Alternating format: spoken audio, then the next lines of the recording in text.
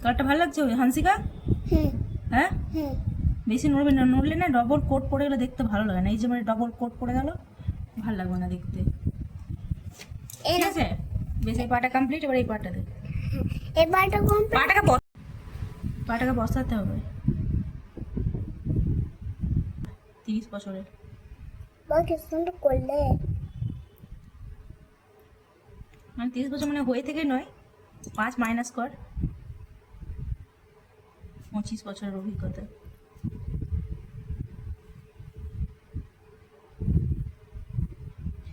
নিচে পড়াটা বেশি ভালো হয়, এই পাটাকে ঠিকঠাক রাখছে না না। হাত পাটা একটু উঠাও, হাঁসকে উঠাও। ওইভাবে পড়লে কিন্তু চামড়ায় পড়ে যাবে, স্প্লিট আছে, জ্বালা করবে তখন, ভরপুর স্প্লিট আছে।